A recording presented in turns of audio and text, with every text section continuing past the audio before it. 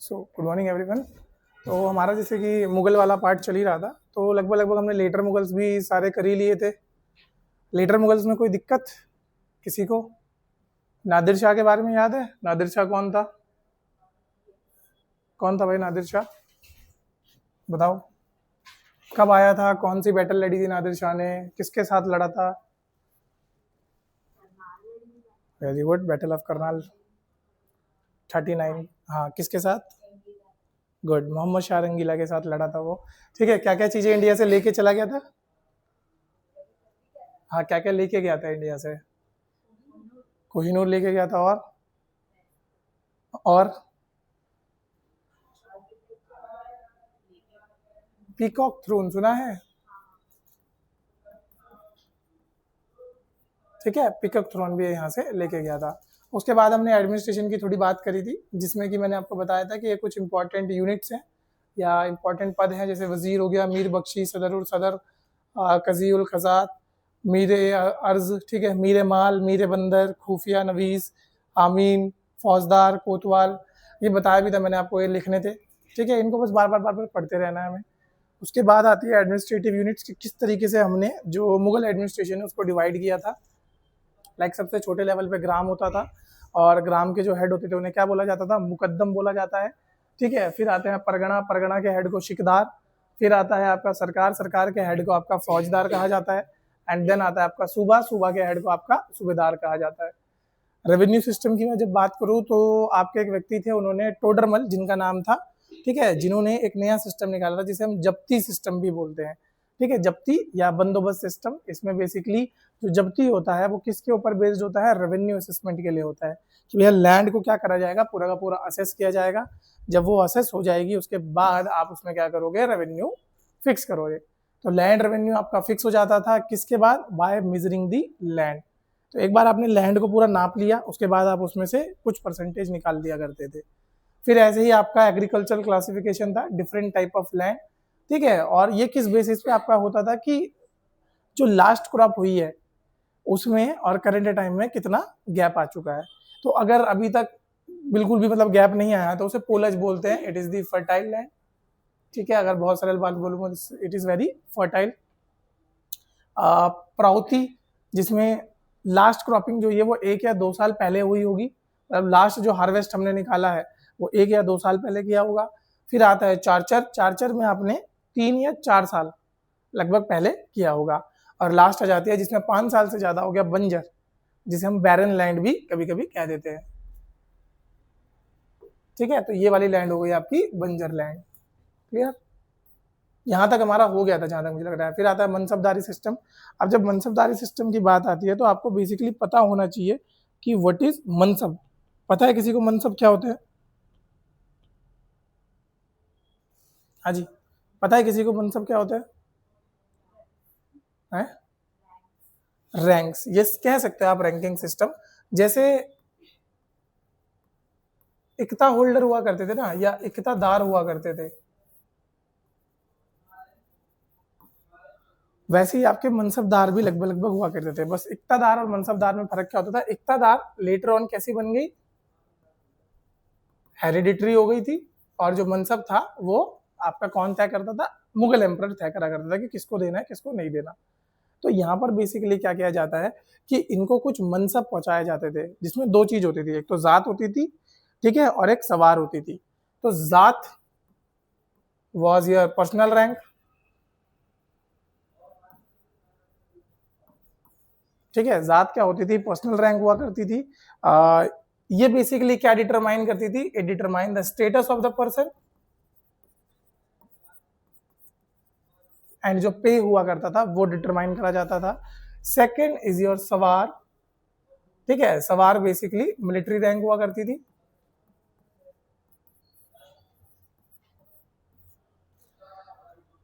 Okay, ये basically किस चीज के ऊपर मतलब होती थी कि आपके पास कितने घुड़सवार हैं, तो सवार वहां से आता था। और इन्हीं के बेसिस पे जितनी ज्यादा किसी की जात के सवार होगी उतना ही ज्यादा उसको रिस्पेक्ट मिला करेगी, मतलब ये उतना ही ज्यादा इन्फ्लुएंशियल व्यक्ति है। भाई जिसकी जात ज्यादा, जिसकी सवार ज्यादा, वो क्या होगा? उतना ही ज्यादा इन्फ्लुएंशियल व्यक्ति बन जाएगा। ओके, तो it is basically a kind of ranking system followed in a civil and military administration. जिसके पास ज्यादा मनसब वो उतना ज्यादा इन्फ्लुएंशियल व्यक्ति हुआ करता था। इन सब में आपको एक व्यक्ति का नाम इंपॉर्टेंट रखना है, that is your Jahangir. Clear? During the time period of Jahangir, Jahangir ने क्या किया, दुसापा सिस्टम लाना शुरू किया। दुसापा सिस्टम में क्या होता था कि जात तो उतनी ही रहती थी, बस सवार बढ़ा दिए जाते थे। ठीक है, कि मतलब जो आपकी हॉर्समैन की रिक्वायरमेंट है, जितने भी आपके लोग हुआ करते थे वो डबल कर दिया गया। क्लियर? तो बस इतना याद रखना। फिर यहाँ पर सियासपा एक टर्म होती है। जो सियासपा होता है, यहाँ पर एक एक्स्ट्रा अलाउंस मिला करता था। जो भी हॉर्समैन हुआ करते थे, हॉर्स मेंटेनेंस वाले, उनको एक एक्स्ट्रा अलाउंस मिलते थे। तो बस इतना आपको याद रखना है, इसमें ज्यादा कुछ याद रखने की चीज है नहीं। क्लियर? तो हर एक इंसान या हर एक जो भी मिलिट्री ऑफिसर होगा या सिविल ऑफिसर होगा, उसके पास क्या हुआ करता था, मनसब हुआ करता था, जो कि दो हिस्सों में डिवाइड होता था। कौन से? एक तो जात और एक सवार। जात मतलब उसकी पर्सनल रैंक, कोर्ट में उसका कितना औहदा होगा, क्या स्टेटस होगा। एंड सवार जो हुआ करती थी कि how many number of personnels, military personnel does he shall have. Clear? कि कितने लोग उसके पास होने ही होने चाहिए। फिर आता है आपका जागीरदारी सिस्टम।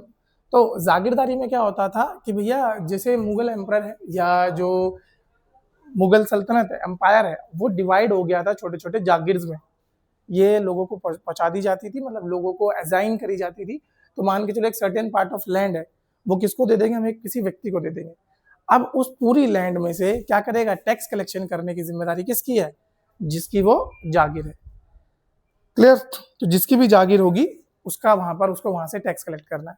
अब एक छोटी सी चीज आपको याद रखनी है कि ऑल जागीरदार वाज मनसबदार। सभी जागीरदार क्या हुआ करते थे, मनसबदार हुआ करते थे, but not vice versa. It means सभी मनसबदार जागीरदार नहीं होते थे, बट सभी जागीरदार क्या होंगे, आपके मनसबदार होंगे। बस ये चीजें आपकी छोटी छोटी याद रखनी है। अब ये जो जागीरदारी है, it was not hereditary. Again मनसबदारी भी नॉट हेरिडिटरी थी और ये भी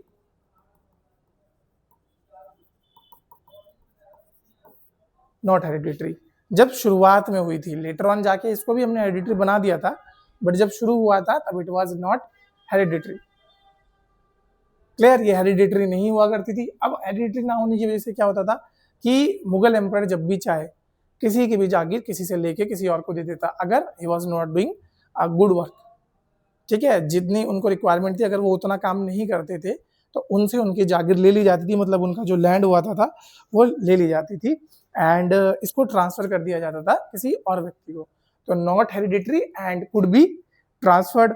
फिर यहाँ पर दो तीन चीजें और आपको याद रखनी है कि जागीरदारी का सिर्फ मतलब क्या होता था कि आप क्या कर रहे हो, you are only assigned for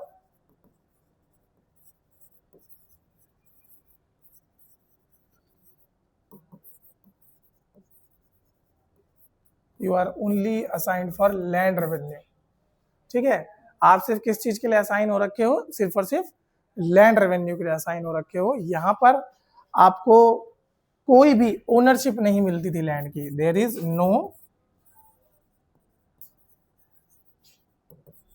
ownership, मतलब जिसको जागीर मिली है वो ये नहीं कह सकता था कि I am the owner of this land, क्योंकि ओनर कौन हुआ करता था इस लैंड का एट द एंड, जो मुगल एम्पायर हुआ करता था या जो किंग हुआ करता था, he was the owner of the land. उन्होंने बस क्या करा है कि अपने अब्सेंस में एक केयर टेकर को रखा है, and that caretaker has a right to collect tax. ठीक है, रेवेन्यू वहां से कलेक्ट करा करता था। जब तक वो सही काम कर रहा है तब तक वो केयर टेकर है। जब वो सही काम नहीं करेगा, उस केयर टेकर को हटा दिया जाएगा। ओके, तो बस जागीरदार का काम होता था कि स्टेट का रेवेन्यू कैप्चर करा करते थे।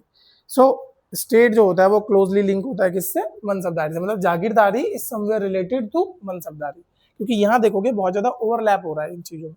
मनसब क्या होता था, एक इंपॉर्टेंट ऑफिसर होता था, तो कभी कभी ऐसा पाया गया है कि जिनके पास मनसबदारी है उन्हीं को उठा के क्या दे दी जाती थी, जागीरदारी दे दी जाती थी। ठीक है, तो आपको ये दोनों चीजें याद रखनी है कि मनसब एंड जागीरदार दोनों क्या है, इंटरलिंक हो सकते हैं। जैसे मैंने बताया ऑल जागीरदार्स वर मनसबदार्स बट नॉट ऑल मनसबदार्स वर जागीरदार्स। ठीक है, कुछ मनसब को हमने जागीरदारी नहीं दी थी, बट हाँ ज्यादातर जागीरदारी जो दी हुई थी वो मनसबदारों में से ही कुछ कुछ को हमने चुना हुआ था। क्योंकि मनसबदार क्या थे, आप एक समझ सकते हो कि कोर्ट के इन्फ्लुएंशियल लोग हुआ करते थे। अब जो कोर्ट में इन्फ्लुएंशियल लोग हैं, वैसी बात है राजा सबसे ज्यादा ट्रस्ट भी तो उन्हीं को करेगा। जब राजा सबसे ज्यादा ट्रस्ट उन्हें करता है तो वो उन्हीं को उठा के ज्यादातर क्या दे देता था, जागीरदारी दे देता था। जिसके बाद जितनी बड़ी जागीरदारी उसकी रैंकिंग भी उतनी बड़ी हो जाती थी, उसको जात भी उतनी बड़ी मिल जाती थी। ठीक है, जब जिसके पास जात ज्यादा बड़ी है उसको सवार भी उतने ज्यादा रखते थे। और लेटर ऑन जब जहांगीर आया उसने दुसापा सिस्टम लाया, तो उसने क्या कर दिया कि भैया जात आपकी जितनी है उतनी रहेगी, जात में नहीं बदलेंगे। क्योंकि अगर आप जात चेंज करोगे, अब देखो सवार आपको बढ़ाने हैं तो जात भी आपको बढ़ानी पड़ेगी किसी इंसान की, तो जात आप अगर बढ़ाओगे तो उसका स्टेटस भी बढ़ जाएगा, उसका पे स्केल भी बढ़ जाएगा। क्लियर? तो यहाँ पर उसका प्रमोशन नहीं करना था हमें, सिंपल भाषा में बोलूं, बट उससे काम ज्यादा लेना था हमें। तो उन्होंने क्या करा, दुसापा सिस्टम। तो हर किसी को अब ज्यादा घोड़े रखने हैं इर्रिस्पेक्टिव ऑफ देयर जात, जितनी है उससे डबल घोड़े रखने हैं। समझ आया? अदरवाइज रिक्वायरमेंट क्या होती थी कि जितनी आपकी जात है उतनी आपकी सवार होती थी। अगर आप 5000 जात वाले हो तो 5000 ही आपके क्या होंगे, सवार हुआ करेंगे। लेकिन अब क्या किया उन्होंने, अगर आपकी 5000 जात है तो 7500 10,000 आपसे सवार एक्सपेक्ट किए जा सकते हैं। और वो भी कब, जब दुसापा सिस्टम हमने लगाया। और दुसापा सिस्टम कौन लेके आया था? यस। नेक्स्ट आता है law and justice. Law and justice की जब आप बात करोगे तो लीगल सिस्टम इनका किसके बेसिस पे चला करता था? इट वॉज बेस्ड ऑन शरिया। शरिया पता है किसी को क्या होता है? हाँ, इस्लाम की एक लीगल बुक होती है। ठीक है, it is not a religious book. पहले मैं आपको बता दूं, शरिया is not a religious book. ठीक है, शरिया क्या होती है आपकी, एक लॉ बुक की तरह होगी। जैसे इंडिया में, या सॉरी इंडिया कह रहा हूं, जैसे हिंदुइज्म में आपकी मनुस्मृति हुआ करती थी। आपने देखोगे कि समाज किस तरीके से चलेगा, सोसाइटी किस तरीके से वर्क करेगी, सोसाइटी में किस पर्सन का क्या वर्क होगा, क्या प्लेस होगा, इट वाज परफेक्टली और it was evidently described in the Manusmriti. In similar way जब इस्लाम लगता है तो इस्लाम में जो लॉ बुक या लीगल बुक यूज करी जाती है, दैट इज शरिया। और आप देखोगे there are various kind of sharia that is available. Different different तरह की शरिया अवेलेबल है on the different different region. इसलिए कभी कभी जो चीज शरिया में लिखी होती है, सुप्रीम कोर्ट भी उस चीज को 100% नहीं मानता। आप देखोगे जैसे कर्नाटका में एक केस हुआ था ना, ओवर दी हिजाब, स्कूल्स में हिजाब पहनने के ऊपर केस हुआ था, या लाउड स्पीकर वाला एक केस हुआ था जिसमें लाउड स्पीकर से अजान की बात होती थी। तो सुप्रीम कोर्ट बेसिकली पता है क्या फॉलो करता है? सुप्रीम कोर्ट फॉलो करता है एक डॉक्ट्राइन को, और वो डॉक्ट्राइन आपको पता होनी चाहिए, मतलब that is a part of your governance, but still पता होना चाहिए आपको।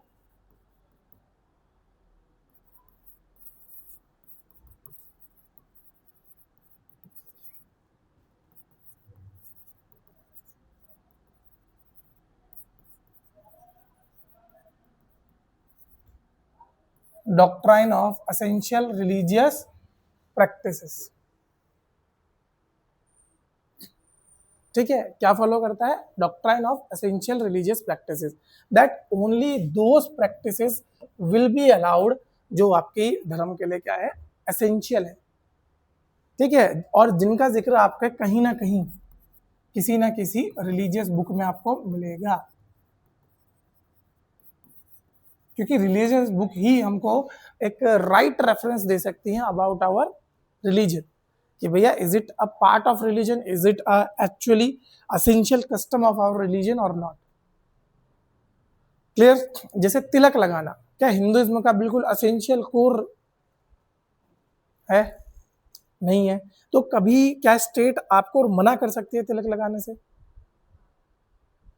If it comes to that they can, because it is not a religious practice, essential religious practice. But हाँ, जो चीज आपकी एसेंशियल होगी उसको नहीं रोका जाएगा। फॉर एग्जाम्पल, इसका सिंपल एग्जाम्पल है सिखिज्म।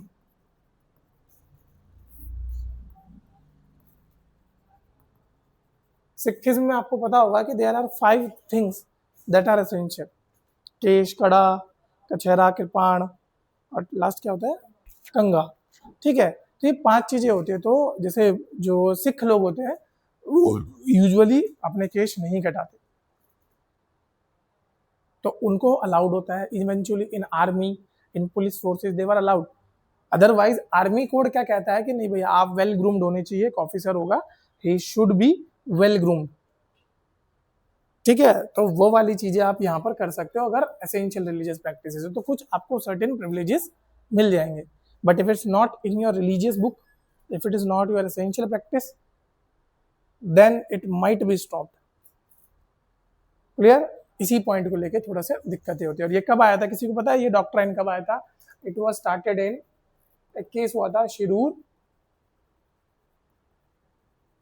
मठ केस 1951, तो ये वहां पर स्टार्ट हुआ था। अब बात लॉ एंड जस्टिस समझ आया आपको, तो इस्लामिक लॉज आपके आया करते हैं, ठीक है, उनके ऊपर बेस्ड हुआ करता था। अब इनको बताएगा कौन कि भैया इस्लामिक लॉ ये कहता है, तो वो तो भाई कोई रिलीजियस व्यक्ति ही बता पाएगा। तो यहाँ पर काजी हुआ करते थे, जज who interpreted and implemented the sharia law. तो काजियों के हाथ में ज्यादातर पावर हुआ करती थी यहाँ पर।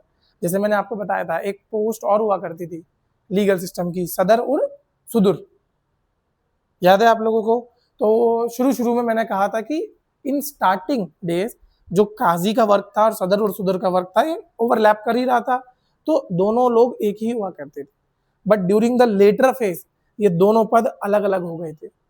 मतलब जहांगीर या शाहजहां के टाइम पे काजी अलग व्यक्ति हुआ करता था और सदर और सुदर अलग व्यक्ति हुआ करता था। इतना आपको याद रखना है। फिर आता है मुहात्सिब, जैसे काजी का तो आपको समझ आया। नेक्स्ट आता है मुहात्सिब।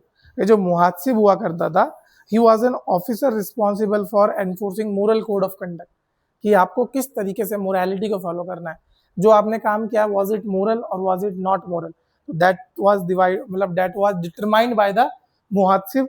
फिर आता है फौजदार। फौजदार तो आपको पता ही है कि he look over the matters of law and order. देखो टर्म आपने सुनी होगी, फौजदार, थानेदार, कोतवाल, ये सब कहाँ की है? ये सब आपके मुगल टाइम की है। कानून गो, अगर आपने सुना हो ऐसा कोई टर्म सुनी है, तो ये सारी की सारी टर्म्स आपकी कब की हैं? ये सारी की सारी टर्म्स आपकी मुगल एडमिनिस्ट्रेशन के टाइम की ही है, जो हम आज भी फॉलो कर रहे हैं। ओके, तो ये आपको ध्यान रखना है। नेक्स्ट आता है मुगल मिलिट्री या मुगल एडमिनिस्ट्रेशन। तो मुगल मिलिट्री में या आर्मी में आपका कौन कौन सी चीजें होती थी? कैवलरी, कैवलरी पता है ना क्या होता है? घुड़सवार हुआ करता है। इन्फेंट्री, फुट सोल्जर्स हुआ करता है। आर्टिलरी, हाँ तोप वाले जो लोग हुआ करते थे, तोप वगैरह वाले, ठीक है। एलिफेंट्स यहाँ पर हुआ करते थे।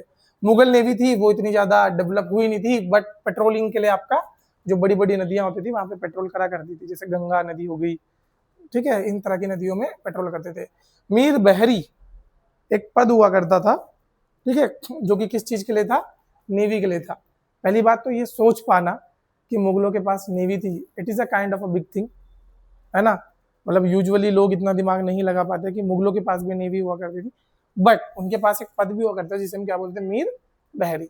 तो ये जो सिस्टम है इन्होंने मुगल्स को बहुत हेल्प किया है, किस चीज को लेके? या पूरे के पूरे जो उनका बड़ा एम्पायर होता था उस पर एक होल्ड एक्वायर करने के लिए, ठीक है, कि किस तरह की टेरिटरी है, किस तरह की चीजें हैं, उस पर पूरा का पूरा एक होल्ड वो बना सके, रेवेन्यू कलेक्शन को लेके, ठीक है, मिलिट्री एफिशिएंसी को लेके या एडमिनिस्ट्रेटिव स्टेबिलिटी को लेके, तो वो आपको यहाँ पर देखने को मिलेगा, ठीक है। जितने भी इंपॉर्टेंट मैंने पद बताए हैं वो याद रहेंगे आप लोगों को, पक्का? चलो फिर आता है Mughal architecture, feature, example and contribution. Mughal architecture is a fusion of Persian, Indian and central Asian styles.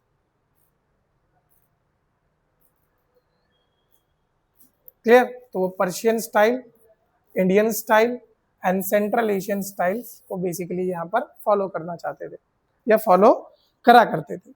Persian क्योंकि ऑब्वियसली बात है उधर का बहुत ज्यादा इन्फ्लुएंस था, आए भी उधर से थे, बहुत सारे इनके आर्किटेक्चर वाले लोग वहीं से माइग्रेट हुए थे और इन्होंने बहुत बड़े बड़े ग्रैंड स्ट्रक्चर बनाए। जैसे one of the biggest example is the 7th Marvel of world, क्या है? ताजमहल, ठीक है, और रेड फोर्ट इन्होंने बनाया, इतने सारे स्ट्रक्चर बनाए, तो वो सारी चीजें आपको यहाँ पर देखने को मिलेंगी।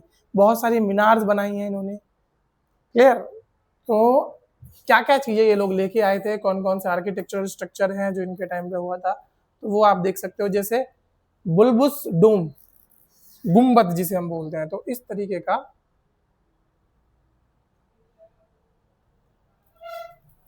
ये जो डोम वाला स्ट्रक्चर होता है, इस तरीके से बुलबुस डोम, ये वाला स्ट्रक्चर यही लोग लेके आए थे। इससे पहले इंडिया में ऐसा नहीं हुआ करता था, ठीक है। फिर धीरे धीरे आप देखोगे बुलबुस डोम के बाद आता है डबल डोम, इस तरीके से उसमें डबल हुआ करता था। तो ये जो स्ट्रक्चर्स है, कौन लाया, कब लाया, कैसे लाया, ठीक है। फिर ऑफन विद लोटस फिनेल्स, मतलब जो बुलबुस डोम था उसके आसपास पे आपको क्या देखने को मिलेगा, यहाँ पर ऐसे ऐसे करके कुछ लोटस की तरह जो पत्तियां होती है ना, वो देखने को मिलेगी। इसका परफेक्ट एग्जाम्पल आप बोल सकते हो कि इट वॉज योर ताजमहल, ठीक है। ताजमहल आपका क्या था, इसका एक बिल्कुल परफेक्ट एग्जाम्पल आप कह सकते हो। फिर आर्क या arches, horse shoe and pointed arch with adorn with calligraphy. Arches पता है क्या होता है, ऐसे कर्व जो लेके बनाया जाता है। तो जो कर्व्स बनाए जाते थे, आप देखोगे कि किसी भी स्ट्रक्चर में उनके ऊपर इवन कैलीग्राफी लिखी होती थी, मतलब वो अपनी जो लैंग्वेज होती थी उसमें कुछ ना कुछ कैलीग्राफी करा करते थे। या तो वो कुरान के कुछ क्या लिख देते थे, वर्सेस लिखा करते थे, या फिर वो कुछ और चीजें, किसी भी सूफी संत ने कोई बात बोली है तो वो सब लिख दिया करते थे। फिर मीनार हुआ करती थी, मीनार आप सबको पता है मीनार कैसी हुआ करती थी, इस तरह की मीनारें आपको देखने को मिलेंगी। ताजमहल के आसपास आपको 4 मीनार देखने को मिलेंगी ऐसे, ठीक है। तो मीनार tall slender tower often in pair or a group of 4, ज्यादातर कितने के ग्रुप में मिलेंगी, 4 के ग्रुप में आपको देखने को मिलेंगी। देन आता है छतरी, a small doomed pavilion adding the Rajput influence. जो छतरी हुआ करती थी, छत्र हुआ करता, जैसे आप देखोगे ये बेसिकली हिंदू कल्चर से लिया गया, जिसमें छत्र चढ़ाया जाता है ना, किसी भी देवी देवता पे एक छत्र चढ़ाया जाता है, तो वैसा ही एक छतरी वाला सिस्टम यहाँ भी था। अब डेकोरेशन करने, ये तो हो गया स्ट्रक्चर के रिलेटेड। डेकोरेशन करने के लिए, मतलब इन स्ट्रक्चर को और ज्यादा इमल्सिफाई करने के लिए हम क्या क्या यूज करते थे, तो पिएट्रा दूरा, ठीक है। पिएट्रा दूरा में क्या होता था कि हम नकाशियां करा करते थे, ओके। और नकाशियां किस तरीके की, पिएट्रा दूरा आप लोगों ने देखा भी होगा, आप लोगों ने भी अपने इस तरीके से, इस तरीके वाली है ना, जो आप बॉर्डर्स वॉर्डर्स बनाते हैं ना, अच्छा खासा प्रोजेक्ट को बिल्कुल एकदम सजाने के लिए, एकदम चमकीला चमकीला पत्थर लगा के, तो ये लोग भी पिएट्रा दूरा करा करते थे।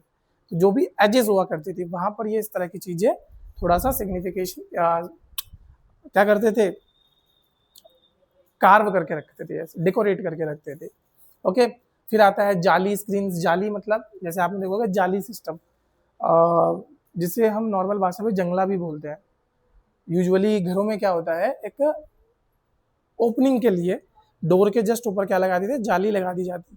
तो आप देखोगे जितने भी मस्जिद होते हैं, जितने भी ऐसे स्ट्रक्चर है जिनमें इस्लामिक इन्फ्लुएंस मिलेगा, वहां पर ऐसे पूरी रिजिड दीवार नहीं बनाई जाती, उस दीवार के अंदर क्या बना दिया जाता है, इस तरीके से जाली बना दी जाती है, ऐसे ऐसे, जिसे झरोका भी आप कह सकते हो, जिसमें से लाइट भी आ सके, सनलाइट भी आ सके, और एयर के पास होने की भी पूरी पूरी वो रहती थी, मतलब क्या बोलते हैं, एयर जब होती है, वेंटिलेशन रहा करता था हमारा, ओके। तो जाली बनाया जाता था। लेटिस वर्क इन मार्बल और सैंडस्टोन फॉर वेंटिलेशन। कैलीग्राफी करते थे हम, तो कैलीग्राफी में कुरानिक वर्स इन पर्शियन और अरेबिक हम यहाँ पे लिख दिया करते थे। एंड देन छतरीस, ये तो आपको पता ही है छतरी हम किस लिए यूज करा करते थे। इसके साथ साथ यहाँ पर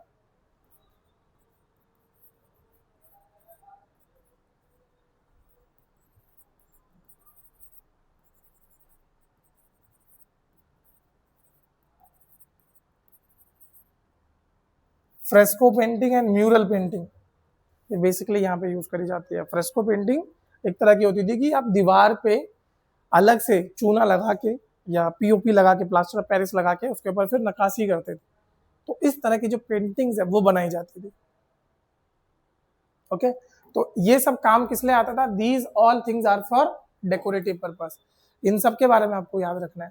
फिर प्लानिंग में जैसे क्या क्या चीजें प्लान करके बनाई गई है, तो एक 4 बाग सिस्टम हुआ करता था। 4 बाग सिस्टम कैसा बनता था, जैसे ताजमहल की फोटो देखी आप लोगों ने, पक्का, तो वो उसके बाहर पे ना इस तरीके से गार्डन है, अगर आप लोगों ने नोटिस किया हो तो।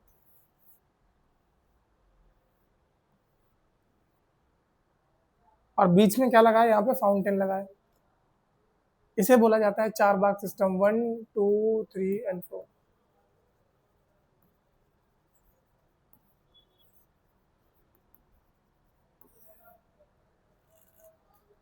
ओके, तो ये करा करता था आपका क्या, चार बाग सिस्टम करा करता था। फिर यहाँ पर आपको देखने को मिलेगा ये जो चार बाग सिस्टम है, क्वाड्रिलेटरल गार्डन्स है, ये कहाँ पर देखने को मिलेंगे, हुमायूं के मकबरे पे भी आपको देखने को मिलेंगे। कहाँ बना था हुमायूं का मकबरा, किसी को याद है?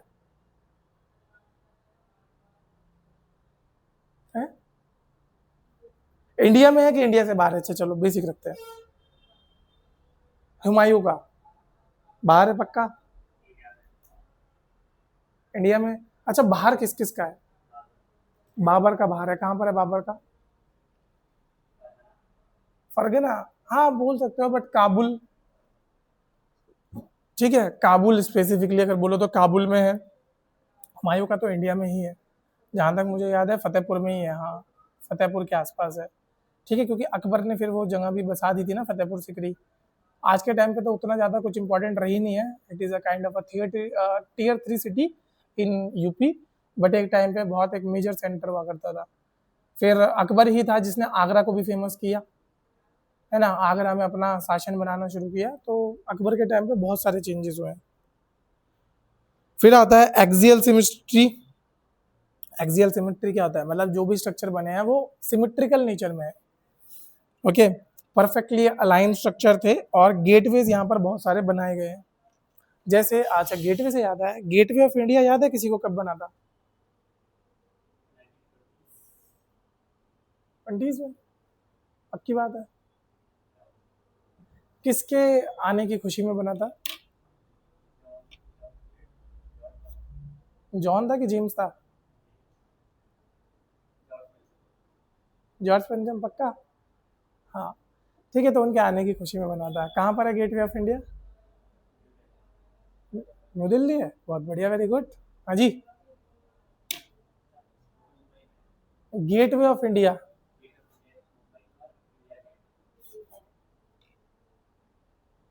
इंडिया गेट दिल्ली में है, गेटवे ऑफ इंडिया कहाँ पर है बेटा? मुंबई में है। गेटवे ऑफ इंडिया उनके लिए बनाया गया था, ठीक है। और एक कंट्रोवर्सी उठते ना कि उसी के टाइम मतलब जनगण मन की भी जो रचना हुई थी, तो उससे भी कंट्रोवर्सी रहती है। सबको पता होगा किसने लिखी है जनगण मन, क्यों फेमस है? कुछ उनके बारे में दो तीन चीज़ें बताओ। और सिर्फ इंडिया का लिखा है और कहीं का भी लिखा है? यस, अमार सोनार बांग्ला, वो कहाँ का है? वो बांग्लादेश का है। और किस लिए फेमस है Rabindranath Tagore? Nobel peace prize, बड़ी शांति बहाल करी थी उन्होंने।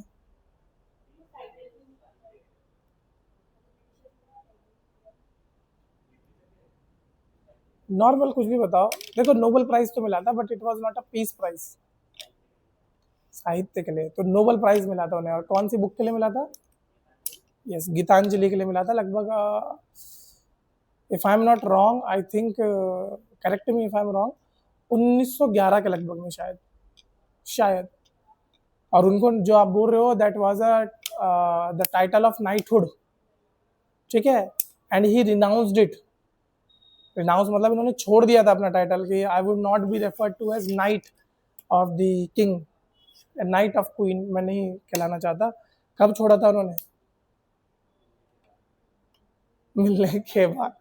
हाँ exactly, you have a good humour, but किस इंसिडेंट के रिस्पेक्ट में छोड़ा था उन्होंने? चौरा, एक सेकंड, चौरा चौरी हुआ तो ये क्यों टाइटल छोड़ेंगे, मतलब लॉजिक क्या है? इस जलियांवाला बाग के मतलब रिस्पॉन्स में उन्होंने छोड़ दिया था। क्लियर? अच्छा, सिर्फ यही नहीं, इनके भाई भी बड़े फेमस है। यस, ठीक है, first civil servant of India होते थे। नाम का था उनका, एक सेकेंड में, टैगोर, टैगोर थे कि बोस थे वो? नहीं, टैगोर ही थे। हरिचंद्र नहीं है, एक बार सर्च मार लो, कुछ और नाम है। इनके फादर भी बहुत फेमस थे, Dwarikanath Tagore, and he was a social reformer. ठीक है। आप इनके बारे में कब पढ़ोगे? जब आप socio religious reform in India आपने पढ़ा होगा, तो उस समय आप पढ़ोगे इनके, हैं पढ़ा है? हाँ, तो बस इसलिए आपको ध्यान रखना है कि बहुत इंपॉर्टेंट है। इसके साथ साथ और क्या क्या यूज हुआ करता है? यूज ऑफ वाटर फीचर्स, पानी का बहुत यूज किया इन्होंने, लाइक फाउंटेन्स इन्होंने बहुत बनाए, रिफ्लेक्टिंग पॉट्स बहुत बनाए, और कनाल इन्होंने अच्छी खासी बनाई है। अपने जितने भी स्ट्रक्चर्स हैं उनको मतलब एक तरीके से ड्रेनेज इन्होंने बहुत बढ़िया और बहुत अच्छे तरीके से किया है। इनसे हुआ क्या है कि मतलब जो उनके स्ट्रक्चर्स थे वो और ब्यूटीफाई हो गए। नाम देखा आपने, क्या नाम था? सत्येंद्र नाथ टैगोर थे, first civil servant of India.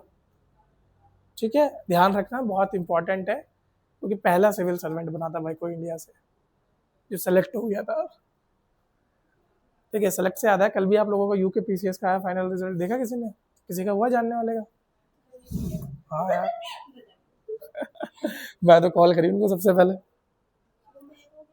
नहीं, उनको तो मिला भी अच्छा है, डिस्ट्रिक्ट कमांडेंट मिला होमगार्ड में। सही है बैंक। यार सोचा तो था मैंने, मतलब बट मेरे इसको ना पता नहीं, अब इधर ही करने का मन है। मैं कल रात भी अरविंद भाई से यही बात कर रहा था कि यार मेरे को, मतलब मैं और मेरे पार्टनर को मैंने कल कॉल किया, मैं उसे बताया, मैंने यार ऐसे ऐसे, बोला कैसा टेंशन मतलब हम लोग अपना करेंगे।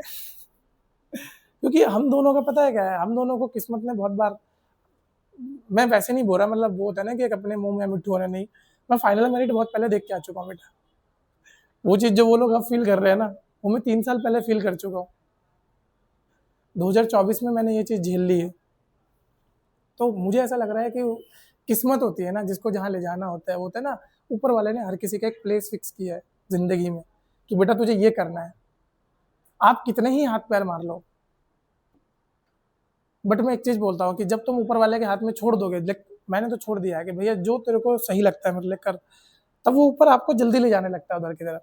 हाँ, जब तक आप रिपल्सिव रहोगे, वो बार बार सेटबैक देते देते देते देते पहुंचाना उसने वही है। लाइक मैं हमेशा बोलता हूँ, I am a kind of accidental teacher. भाई मुझे बचपन में सबसे बुरा प्रोफेशन अगर कोई लगता था वो टीचिंग लगता था। मतलब स्कूल टाइम में ऐसे बच्चे डिस्कस नहीं करते कि क्या बनना है, टीचर तो कभी नहीं बनना। मैं लिटरली, मुझे याद है, अपने दोस्तों को बोला था कि यार मैं कुछ भी बनूंगा, साला टीचर नहीं बनूंगा इनकी तरह कि बच्चों की गालियां खाऊं। हाँ, मतलब ऑब्वियसली बात है, कुछ टीचर होते नहीं है भयंकर स्कूल टाइम पे, जिनको अंदर से मन करता है कि बस ये आदमी मिल जाए अकेले, कट्टा डाल के मारूंगा इसे।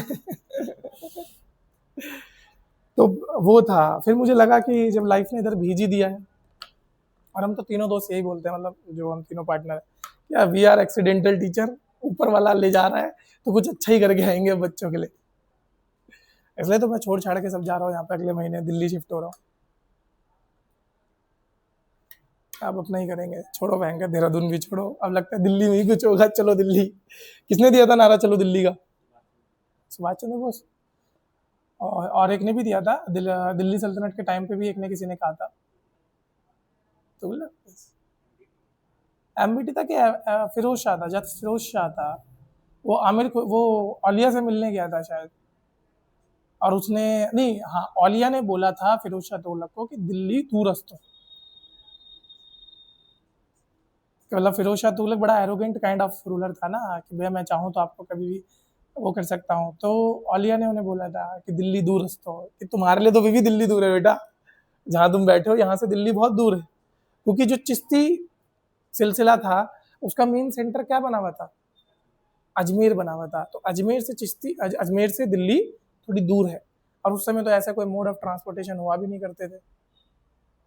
तो वो वाला था। बटा मैंने सोचा है कि इस बार पीसीएस पीसीएस आएगा, इस बार आया, इस बार तो होगा। मैं उत्तराखंड कैसे पढ़ी जाएगी ये नहीं पता। इंग्लिश में हाँ, वो 24 की साइकिल है, 2 जी। हाँ, 25 का तो हाँ, नहीं है मेरे पे, पूरी परीक्षा वाणी इंग्लिश में है, खुद बनाई हुई हमने। जब शुरू शुरू में चैट जीपीटी आया था ना, तो चैट जीपीटी प्रो करके आया था, तो हमने क्या करा, पूरी परीक्षा वाणी चैप्टर बाय चैप्टर डाली, और उसने हमें पूरी परीक्षा वाणी इंग्लिश में करके दी, और परफेक्ट करके दी ऐसे, आपको पढ़ने से लगेगा ही नहीं। हाँ वो जो भी है, देखो आई डोंट नो परीक्षा वाणी परफेक्ट है कि नहीं है, मेरे लिए तो वो भी बहुत बड़ी बात है कि मुझे परीक्षा वाणी इंग्लिश में मिल रही है भाई। मेरे को तो आज भी टेलीग्राम में पड़ी हुई है, वो तो जिस बच्चे को चाहिए होती है मैं उसको भेजता हूँ, अदरवाइज मैं ऐसा डालता नहीं गया, क्योंकि वो भाई एक्चुअली में मेरा भी नहीं है, वो सर और का है, तो उन्होंने मेरे को भेजा था। अरे बस बच्चों को बांट देता हूँ जिसको चाहिए। तुम में से किसी को चाहिए तो बता देना, क्योंकि हिंदी में पढ़ना मुझे भी पता है बहुत बोरिंग है यार उत्तराखंड। इंग्लिश तो फिर भी एक बार को झेली जाए। जनसंख्या, मेरे लिए तो जनसंख्या शब्द ही थोड़ा टफ है यार। मैं पॉपुलेशन एकदम याद रख लूँ, क्योंकि पॉपुलेशन कनेक्ट करते ही मेरे दिमाग में बहुत सारी चीज़ें आ सकती है ना। मैल्थस की जो पॉपुलेशन की थ्योरी है वो आ जाएगी, बहुत सारी चीज़ें। जनसंख्या बोल के कुछ नहीं आता यार, मतलब मेरी थिंकिंग इंग्लिश में हो गई, वो बचपन से बढ़िया ना इंग्लिश, तो वैसे ही हो गई। अब जैसे इकोनॉमिक्स बोलूँ तो आप समझ भी पाओगे, अर्थशास्त्र तो चाणक्य याद आ सकता है ज़्यादा से ज़्यादा, ठीक है। Law of demand and supply याद नहीं आ सकता मुझे। चलो, सो ये ध्यान रखना आप लोग, ठीक है। बाबर ने क्या क्या इंट्रोड्यूस किया था, तो सबसे पहले तो पर्शियन गार्डन आर्किटेक्चर, मतलब 4 बाग लाने वाला यही था, ठीक है। पर्शियन गार्डन आर्किटेक्चर मतलब किसकी बात हो रही है, 4 बाग की हो रही है। ये देखो यहाँ से देख लो पर्शियन स्टाइल, तो ये रहा यहाँ पे।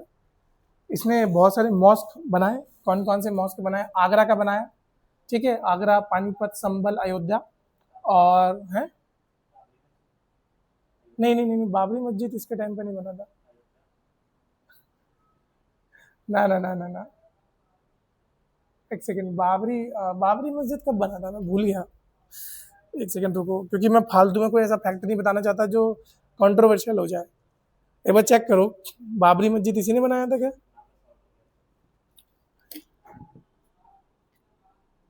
वैसे ये नहीं होना चाहिए, किसी और ने बनाया था जहाँ तक मुझे याद आ रहा। मीर बख्शी किसके काल में बनाया था? 1528 से 1528 में शुरू किया था ना, मतलब उसने, ठीक है, लगभग, हाँ, ओके, तो लगभग लगभग वही है। फिर उन्होंने जैसे आराम बाग बनाया, फर्स्ट मुगल गार्डन, जो कि बाबर के टाइम पे आपका बनकर तैयार हुआ था, ओके। फिर आ जाओ, देखो हुमायूं ने क्या क्या बनाया, तो हुमायूं का थोड़ा सा मतलब है, इसमें उन्होंने ज़्यादा डाला नहीं है, बट फिर भी बता देता हूँ मैं आपको। एक तो क्योंकि ये एग्जाइल में रहे थे, और एग्जाइल में रहे तो ईरान साइड या पर्शियन साइड, ईरान, इराक, यही वाले एरिया को पर्शिया बोला जाता था पहले। इराक का ही पुराना नाम आई थिंक पर्शिया है। इराक का है कि ईरान का है? ईरान का पुराना नाम पर्शिया है। तो ये जो पर्शियन इन्फ्लुएंस है ये वहाँ से आया, क्योंकि 12 साल के लगभग कहाँ रह के आए हैं, ईरान में रह के आए थे। तो इसकी वजह से इनके आर्ट में थोड़ा सा पर्शिया का इन्फ्लुएंस ज़्यादा आपको देखने को मिलेगा। Like Tom of Humayun, Humayun का मकबरा जो बना है वो एक यूनेस्को वर्ल्ड हेरिटेज साइट भी है हमारी, ठीक है। कहाँ पर प्रेजेंट है? आई थिंक दिल्ली में प्रेजेंट है, जहाँ तक मुझे याद है। हाँ, ठीक है। और इसको बनवाया किसने था? इसको बनवाया था हामिद बानो बेगम। कौन थी ये? Hamid Bano Begum, she is the wife of Humayun.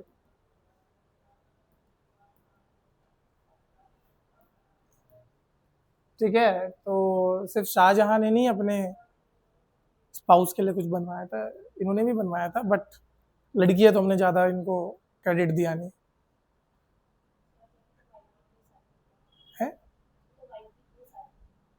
हाँ, उसी के लिए तो बनवाया था, मुमताज़। हाँ, एंड बहुत सारी ऐसी चीज़ें हैं जो आपको सुन के बहुत अजीब लगेगा, but let's no, let's not go into that part, है ना। कभी सुनोगे about the history of Shah Jahan and Mumtaz, was very kind of disturbing kind of history. मुझे लगता है यार इतना तो नहीं करना चाहिए यार किसी को, है ना, मतलब मेरे लिए मोरली थोड़ा सा इनकरेक्ट काइंड ऑफ थिंग हो जाती है वो। चलो, फीचर्स क्या है? ऑक्टागोनल शेप इसमें इन्होंने लाना शुरू किया, तो एक एक करके लिख देता हूँ मैं, क्या लाया इन्होंने?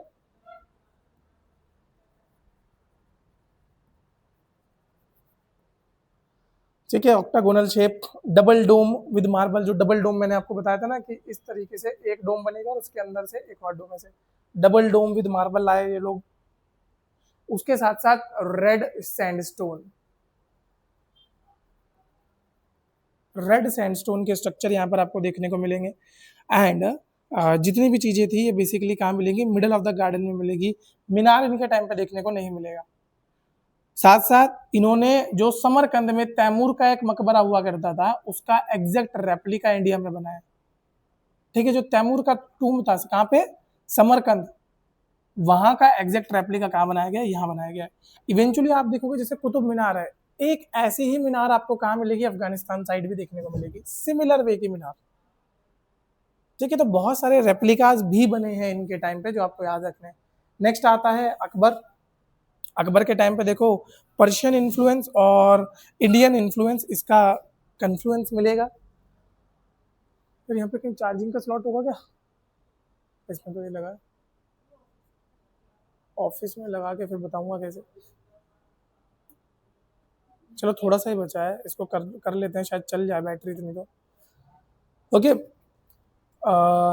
हाँ क्या बोला मैंने, इनके में पर्शियन इन्फ्लुएंस भी आपको देखने को मिलेगा, हिंदू इन्फ्लुएंस भी देखने को मिलेगा, एंड तिमुरिद एलिमेंट भी देखने को मिलेंगे। इन्होंने बहुत सारे फोर्ट्स बनाए, जैसे लाहौर में, इलाहाबाद में, आगरा में। आगरा में तो उन्होंने रेड फोर्ट बनाया। फिर उन्होंने एक नई सिटी बना दी जिसका नाम है फतेहपुर सिकरी। ठीक है, एक न्यू कैपिटल सिटी यहाँ पर बनवाई गई। स्ट्रक्चर बहुत सारे थे, जिसे लिख सकते हो आप यहाँ पे, जामा मस्जिद। ठीक है, जामा मस्जिद इनके टाइम पे बना।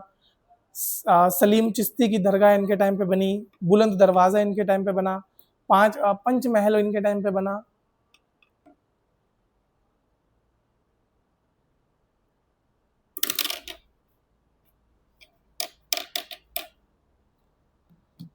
ओके, फिर कुछ पैलेस बनाए हैं। पैलेस के नाम आपको याद नहीं रखने, बट जो जो मैंने ये 4 चीज़ें बताई दोबारा बता देता हूँ। जामा मस्जिद, सलीम चिश्ती की दरगाह, बुलंद दरवाज़ा एंड पंचमहल, ये 4 चीज़ें इन्होंने बनवाई।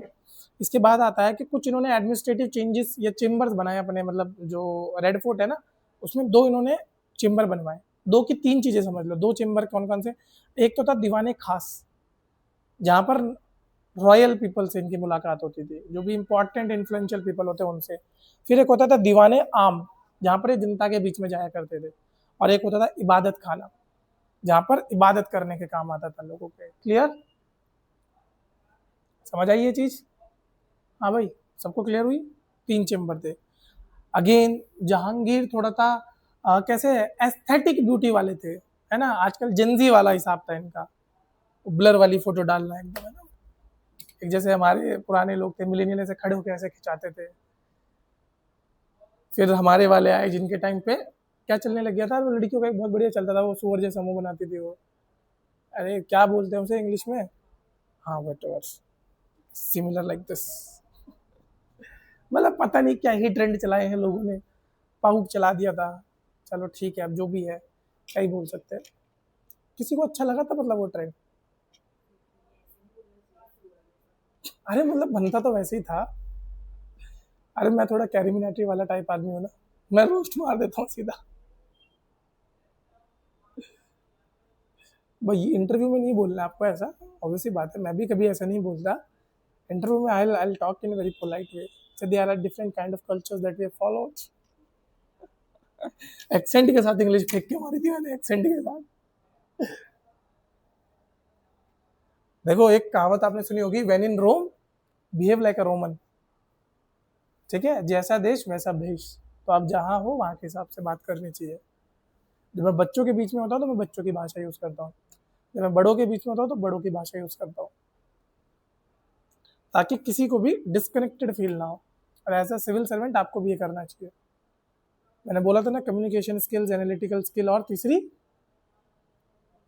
वेरी गुड, ये तीनों डेवलप कर लो, you will become a good civil servant. ठीक है, no matter whether are posted in state or centre, वो आपके ऊपर है ना, आपके ऊपर है। पूरा आसमान आपके लिए खुला है भाई, जो चाहे जाके अचीव कर लो। मैं तो हमेशा बोलता हूँ कि it will take time but eventually हो ही जाता है। बट हाँ, वो नहीं करना है, किसी चीज़ से लड़ना नहीं है।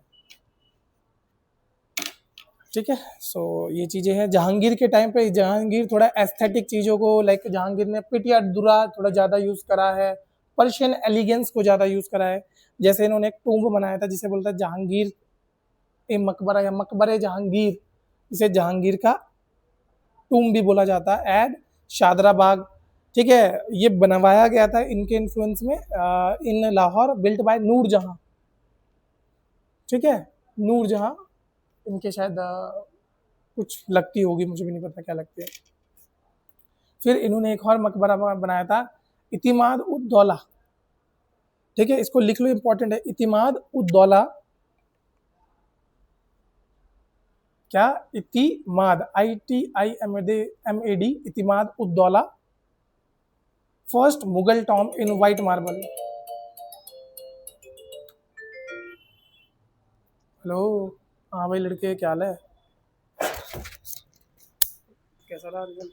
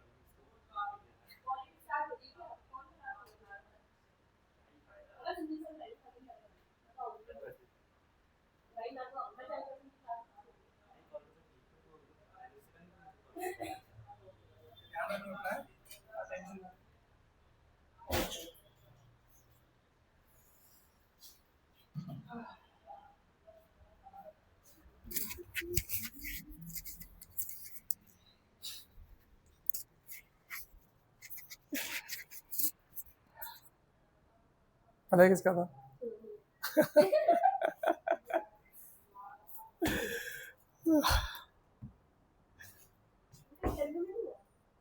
फाइनल नहीं हुआ उसका, इंटरव्यू तो हो गया, अब पता नहीं कितने नंबरों से क्या से नहीं हुआ। अरे बड़ा दुख लगता है यार फाइनल मेरिट से बाहर होना कसम से। वो भी वही कह रहा है कि यार पाल तू समझ सकता है इस बात को। मैंने भाई मैं 2 साल पहले अकेले झेला ही है। मैं तभी तो रात को भी तेरे को इसलिए तो मतलब मैं उसे वही कह रहा था, इसलिए तो तेरे को रात को कॉल कर रहा था, क्योंकि मुझे पता है भाई ऐसे सिचुएशन में क्या क्या थॉट्स आते हैं। मैं लिटरली बताता हूँ, मेरा अपना इंस्टीट्यूट था उस समय ऋषिकेश में, छोटे बच्चों का मतलब 12th तक के बच्चों को पढ़ाता था। तो उसमें गैलरी थी, तो रिजल्ट आना था, तो 2 बजे पता लग जाता है कि रिजल्ट आना है। और यूपीएससी का जब रिजल्ट आना होता है आपको पता है कि वो खून सुखा देते हैं बच्चों का कि रिजल्ट डाल दो डाल दो डाल दो। तो मैं बैठा हुआ, और मैं पहली बार ऐसा हुआ कि मैं क्लास नहीं ले पा रहा था। मतलब मेरी लाइफ का ना सबसे वो 4-5 घंटे ऐसे थे। सेम एक बार जब मेरा पहली बार प्री हुआ था, प्री के रिजल्ट में भी, कि यूपीएससी पता नहीं खुन्नस मान के बैठा है। जब मेरा रिजल्ट होता है ना कोई ऐसा मैं एक्सपेक्ट कर रहा हूँ, भाई वो खून सुखा देता है मेरा। तो 2 बजे से मैं पहुंचा वहाँ पे, मैंने अपने दोस्तों से बोला यार कि रिजल्ट आने वाला है आज। बोले कोई नहीं। अब उन्होंने बोला चल ठीक है क्लास कर लेते हैं, शाम को आएगा तो देखेंगे, तब की तब देखेंगे, आराम से पार्टी करेंगे। उनका दादा भाई का हो रहा है, भाई अफसर बनेगा। मैंने साला रुक जाओ अभी। तो हम लोग बैठे हुए थे और मैं बार बार ट्राई कर रहा कि फोकस करके पढ़ा लूँ। जैसे अभी भी मेरा उतना ज़्यादा नहीं हो रहा, क्योंकि मेरे दिमाग में वही वाले थॉट्स चल रहे हैं कल रात से। मैं बीच बीच में अभी भी अटक जा रहा हूँ। वो होता है ना कि दूसरे का देख के अपना याद आ जाता है। तो अब ये नहीं कि ऐसे है कि दूसरे के लिए खुशी नहीं हो रही, दूसरे के लिए खुशी हो रही है, लेकिन अपना दुख याद आ जा रहा है बार बार। तो मैं पढ़ा ही नहीं पा रहा था उस दिन, मतलब मैं बहुत ट्राई कर रहा, और मैं सोचा केमिस्ट्री बिना बुक खोले पढ़ा देता। मैं सारे फॉर्मूले, कुछ याद नहीं आ रहा मुझे, फॉर्मूले वार्मूले। तो वो तो अच्छा था कि जो 9th वाइन्थ थे उनको तो मतलब ऐसे क्या ही पढ़ाना होता है, तो निपट जाता है। 12th वाले बच्चों में थोड़े बच्चे अच्छे समझदार थे मेरे, उनको पता लग गया कि आज फ्लो में नहीं है सर। मतलब भैया बोल रहे थे भैया आज फ्लो में नहीं है। तो एक दो ने पूछा, तो मैंने उन्हें बोला देखो यार आज नहीं पढ़ा पाऊंगा, आज हो गया मेरा, आज तुम बैठे रहो अनुपम से पढ़ लो, मैं नहीं पढ़ा रहा आज। तब उन्होंने अनुपम से पूछा क्या हो गया भैया को आज, कि कुछ हो गया क्या। तब लाइफ में चीज़ें ठीक थी, मतलब उतने ज़्यादा मैं परेशान नहीं था, कोई ऐसे किसी इंसान को लेकर नहीं परेशान था, कुछ नहीं, अकेला मस्त खुश था। मैं बोलता हूँ बढ़िया बढ़िया ज़िंदगी चल रही थी मेरी, एकदम बिल्कुल अपने एपिटोम में था कि बस एक पीडीएफ में नाम आ जाए और सीधा अफसर लगेंगे अब, और वो भी सेंटर लेवल के। तो जब नहीं आया, मतलब जैसे रिजल्ट आया मैंने लिटरली सर्च मारा, ऐसे दीवार के टेक पे था वैसे सर्च मारा मैंने, नो रिजल्ट फाउंड, दोबारा मारा नो रिजल्ट फाउंड, पूरा पीडीएफ खंगाल मारा।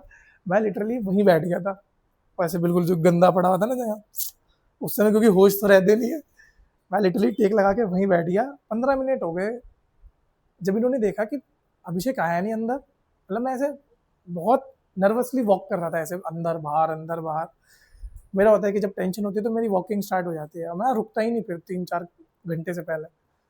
वो देख रहे यार ये आया नहीं आया नहीं। अनुपम बाहर निकल के आया, उसने उसने देखा मेरे को ऐसे निढाल ऐसे बैठे हुए ऐसे करके, बिल्कुल फोन यूं रखा हुआ मैंने जमीन पे। पीडीएफ खुला पड़ा और मैं बैठा हुआ कि अब करूँ क्या। वो बोलते नहीं कि पैरों तले ज़मीन खिसक जाना, एग्जैक्ट वो हुआ मेरा कि पूरा अपना शुरुआत से लेके यहाँ तक की जो जर्नी थी वो याद आ गई मेरे को। वो आया, उसने भट को आवाज़ लगाई कि भाई इसको देख क्या हुआ एकदम। आया, सबसे पहले तो उन्होंने दोनों ने मेरे को उठाया, मतलब ऐसे नहीं कि बिल्कुल उठ गया था मैं, उन्होंने बोला खड़ा हो क्या हो गया, तब उन्होंने पूछा क्या हुआ। अ, उसको दिख गया कि अनुपम तो इतनी में भाप ही गया कि सर्च मारा हुआ है, नहीं हुआ। बैठे हुए थे आराम से तीनों चारों, रात के 9 साढ़े 9 10 बजे गए। मेरा मन ही नहीं कर रहा घर जाने का। घर वालों का फ़ोन पे फ़ोन कि कहाँ रह गया आज, क्यों नहीं आ रहा, तेरा रिजल्ट आना था, क्या हुआ। 10:30 बजे तक बैठे रहे वो लोग मेरे साथ। जो बंदे 7 बजे घर पहुंच जाते थे, 8 बजे जो खाना खा लेते थे, 10 बजे तक हम लोग बैठे रहे, कुछ नहीं कर रहे, बैठे हुए गप्पे मार रहे कि अब करना क्या है, सोचना क्या है। और उस टाइम पे जब कोई पूछ रहा है ना कि कैसा रहा रिजल्ट, तो और खुलस चढ़ रही कि एक तो वैसे ही किलसा पड़ा हो, भाई मत छेड़ो मत छेड़ो। बड़ा वो वाला टाइम एक एक्सपीरियंस लगा। मैं नहीं चाहता कोई ये टाइम देखे, सच में। फाइनल मेरिट से बाहर होने वाला टाइम, ऑल दो देखोगे तो कभी ना कभी तो देखोगे ही तुम। किस्मत अच्छी रही तो एक बारी में हो जाएगा, नहीं तो बड़ा बुरा टाइम होता है उस टाइम। बस थोड़ा संभालना पड़ता है अपने आप को, तो वो वाला है। अभी मैं वही कह रहा था कि भाई प्रॉब्लम ये नहीं है कि दोबारा नहीं निकाल सकते, प्रॉब्लम ये वो जो टाइम चाहिए ना दोबारा, वो जो मेहनत चाहिए दोबारा, वो दोबारा नहीं होती। दोबारा सेम मोटिवेशन नहीं आता, कहता ना बाद में फिर मन ही खत्म हो जाता है। चाहे तो ठंडी होती है कि नहीं होती वो नहीं पता, पर मन खत्म हो जाता है इंसान का। होता है ना कि इंसान भी कितना टकराए यार चीज़ों से, कितना हाथ पैर मारे। लॉन्डो ने अपनी जवानियां बर्बाद कर दी, बच्चे सारे अपनी जब बुढ़ापे में जाके, मेरे एक सर 38 की ईयर में उनका अभी सिलेक्शन हुआ, सोचो है। Tripathi sir around around 38 years है उनकी एज, 36 या 38 इतनी होगी अगर मैं ज़्यादा एग्जैजरेट नहीं कर रहा तो। लाइक यूपीएससी का टाइम निकाला, मतलब हमको पढ़ाते थे वो। यूपीएससी खत्म हुआ, यूकेपीएससी वगैरह सब दिया, अब जाके मतलब। और मैं हमेशा बोलता हूँ भाई मेरे में हिम्मत नहीं है, कसम से उस बंदे की हिम्मत की दाद देता हूँ भाई मैं। वो लगा रहा भाई 38 की उम्र तक, लड़ता रहा घर वालों से और करता रहा। मेरे में हिम्मत नहीं है भाई। मैंने अपने पहले ही सोचा था 28 तक देखूंगा या 26 तक देखूंगा, और मैंने वही किया, 26 तक देखा, इवेंचुअली नहीं हुआ। करियर बनाओ भाई, क्योंकि 30 के बाद लाइफ ऐसी स्टार्ट करनी है जो कहीं पर भी स्टेबल लाइफ हो। तुम लोगों को भी बोलूँगा जवानी मत बर्बाद करना। मतलब मैं ये नहीं कह रहा, ऑल दो मतलब कॉन्ग्रेचुलेट टू सर, बट मैं यही करूँगा कि वो बनना भी मुश्किल है भाई। और उस बंदे की दाद देता हूँ भाई मैं हिम्मत की, इतने टाइम तक लगे रहे। मेरे से तो कसम से आज भी कोई बोले दोबारा पढ़ ले यूपीएससी, मेरे से तो ना हो पाए। मैं तो भी जाऊँगा, तब मैं सोच रहा हूँ कि अपना ऑप्शनल मटेरियल लेके जाऊँ, स्टार्ट करूँ। बट मुझे पता है कि मैं उतना एफिशिएंटली तो पढ़ कभी भी नहीं पाऊंगा जितना मैं उस टाइम में पढ़ता था। इसलिए तो मैं कुछ लोगों को बोलता हूँ कि अभी जो पढ़ लोगे ना, इसी का बाद में बैठ के खा सकते हो। अगर अभी लेजीनेस दिखा दिया, एटलीस्ट यहाँ तो आ पाओगे अगर अच्छा पढ़ोगे। इसलिए जब शुरुआत होती है ना या स्टार्टिंग टाइम होता है, पूरा फोकस लगा के करो अपना, जितना जी जान हो सकता है उतना लगाओ, पूरा झोंक दो अपने आप को, क्योंकि एक ही बार मौका मिलता है भाई। Once in a lifetime opportunity होती है, तैयारी करना। अच्छा, एक एक टीचर की मैंने बहुत बढ़िया बात सुनी थी कि एक होते हैं जो तैयारी करते हैं, एक होते हैं जो तैयारी की भी तैयारी करते हैं। सक्सेसफुल कौन होता है? जो तैयारी की भी तैयारी करता है। कि तैयारी भी करने कैसे, पहले वो तैयार करो कि भैया तैयारी भी कैसे करनी है। होता है ना कि अंधे घोड़ों की तरह बस भागने नहीं लगना, आपको एक्चुअली पता होना चाहिए कि आपको किधर भागना है, डायरेक्शन में भागना है। तो वो स्ट्रैटेजी आपको बनानी पड़ेगी। और first of all figure out कौन सा एग्जाम टारगेट कर रहे हो। प्लीज़ वो वाला मत करना, जैसे ऑल दो ये कॉमन नोशन है उत्तराखंड के बच्चों में, जो पेपर आएगा वो निकाल लेंगे, मत करना। सबसे डेंजरस होता है ये, सबसे डेंजरस होता है। 100 में से 2-4 बच्चों का अगर ये तुक्का लग के फिट हो जा रहा है, हर कोई वैसा नहीं होता। Each and every one is a different personality. जैसे मैं हूँ, मैं कभी ये वाला नहीं था कि मैं सारे एग्जाम पे कभी फोकस किया हो, नहीं भाई। शुरू से सिविल्स था तो सिविल्स पे ही फोकस था, ठीक है। ये हुआ कि उसके साथ साथ बाकी एडिशनल एग्जाम निकलते रहे, बट फोकस कभी नहीं किया।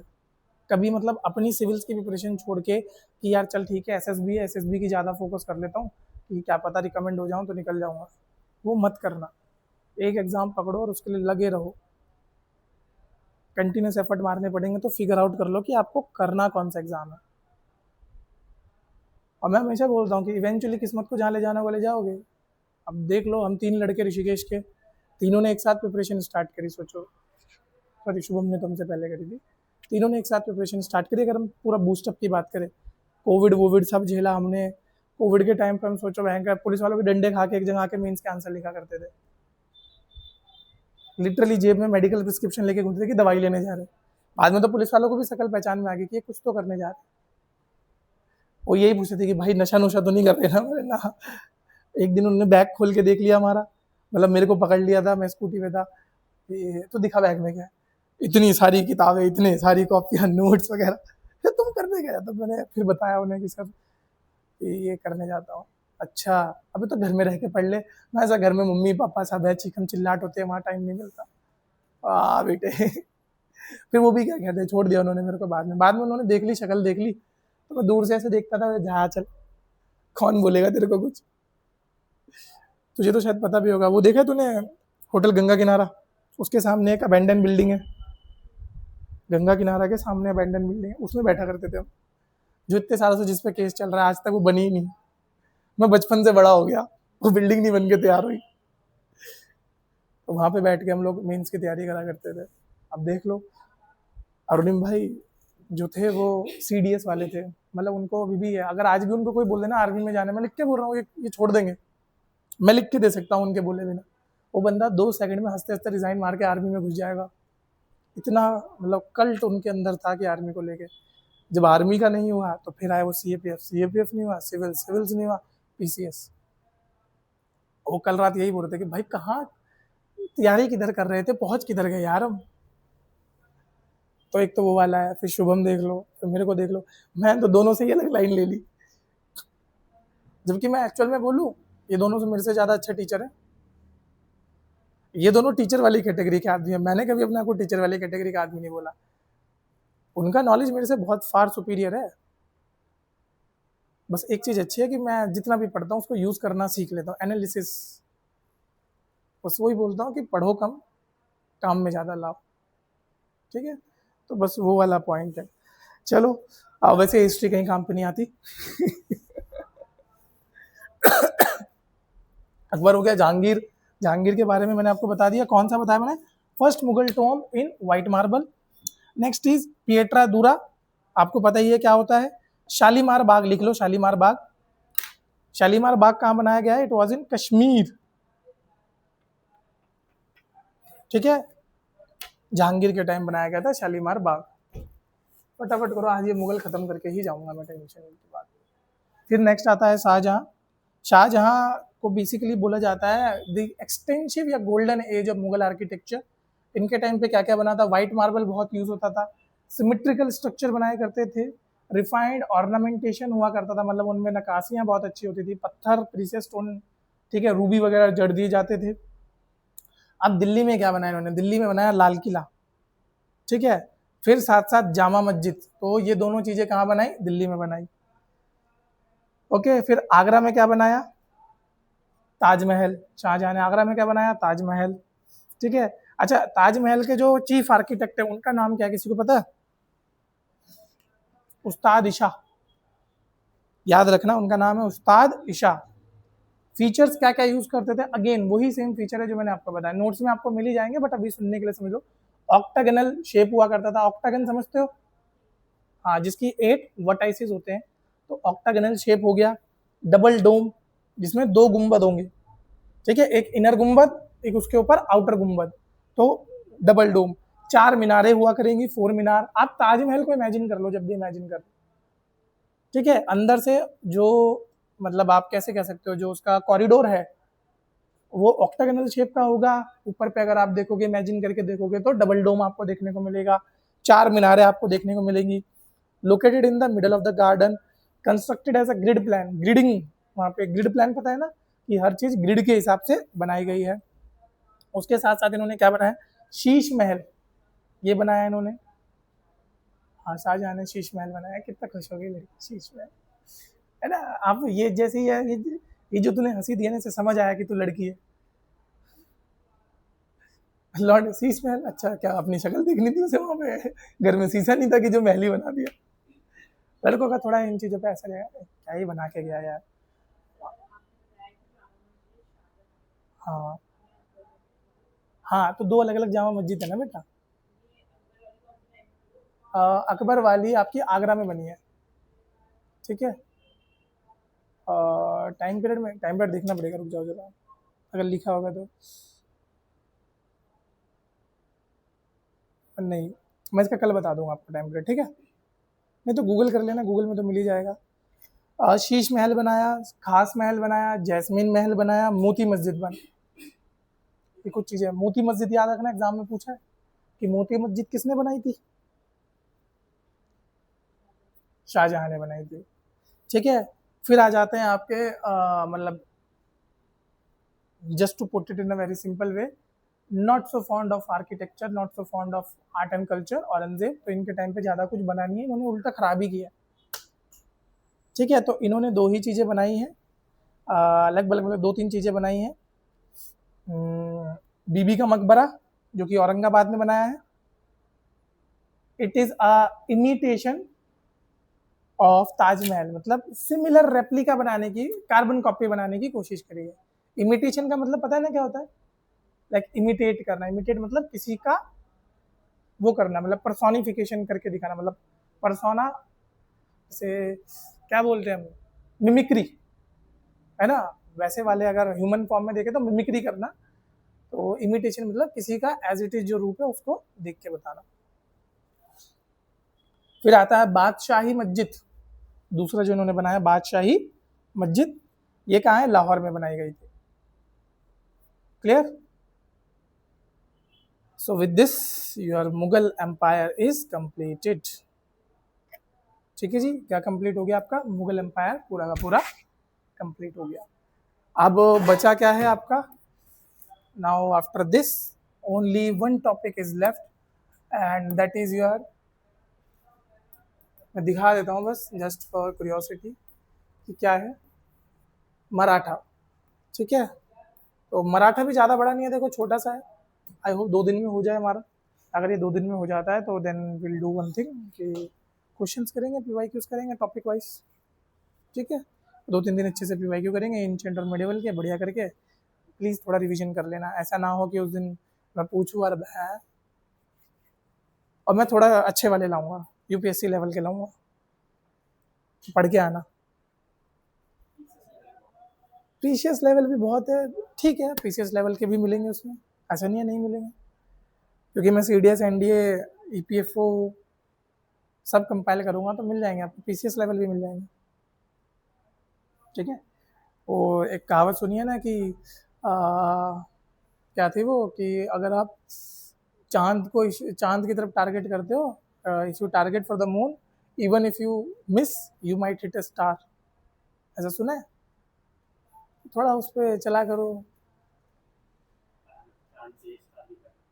आपको तो